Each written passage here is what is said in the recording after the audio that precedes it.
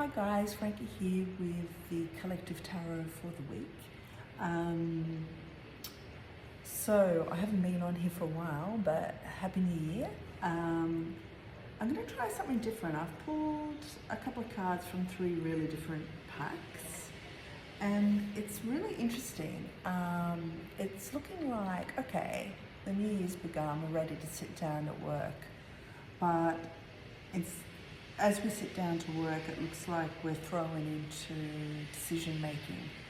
And I think what's required is a little bit more meditation and carving out a space of receptivity rather than forcing decisions. So I suppose it's the difference between being in your heart and being willful. So receptive versus pushing an outcome, a willful forcing onto the situation rather than clearing a space and being receptive of what wants to come in. And I think if you are juggling a couple of things or you are juggling a decision, I think it's sort of saying if you go that way of pushing a decision, you'll just come up against all the ways that you protect yourself and go into total concern and worry, instead of how to nurture yourself, how to love yourself, how to bring more love into the situation. I feel like it's that clear.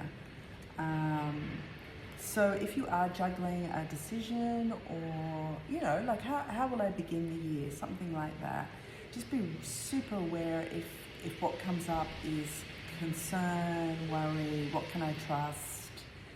I really think perhaps a better question is, how can I nurture myself? And there might be, the decision might be a lot more simple than you're willing to say to yourself. Like the honesty required to say, you know what, I need to leave this behind, rather than how can I make it work? Something like that. And there could be an influence from the past, like a dynamic from the past, like a way you've always set things up for yourself. Six of Pentacles. Are you the giver, the overgiver, or the receiver? So just have a little look at that, because I think what's required is, once again, receiving rather than always being the one that gives in a situation. And I think if you can step into receptivity, you're going to have something to celebrate, you're going to get some good news, some good luck. But the sense that things are moving in a way that you can't control. And that might be the way to step into the new year. Like, all right, if I didn't have to control everything with my mind, with my will, instead clear a space to receive, I wonder how different things would be for you. And just for fun, let's pick one more card from, so this is the fourth deck. But it just feels really good to sort of ask the same question of three different decks.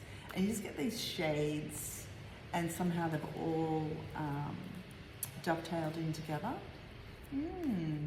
So of course we'd all rather celebrate some good fortune rather than be bogged down in not being able to trust and worry and concern, and instead keep it simple, like drop it, leave something behind, leave it behind in the previous year.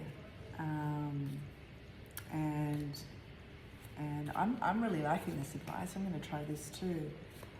Clear a space with meditation or just intention. Yeah, okay, I'm going to receive help and or receive guidance, whatever your beliefs are. So I think if you receive, if you kind of surrender, I think there's going to be something to celebrate. Okay, let's see, like a final message for the week for all of us tuned in to a collective weekly. Oh, I'd love some feedback. If you want to let me know if you'd rather this be a daily or you're happy just with a week, let me know. I'm open. Okay, let's see. Oh, universe. Okay, so this is encouraging us to all complete something. Yeah, put your foot down, stop doing something you've always done. Worry, overgive, overthink. Start the year with a lot of concern and worry about a decision. Just decide and move on. A lot of success comes that way. Yeah, disrupt a pattern. Receive rather than give. Okay.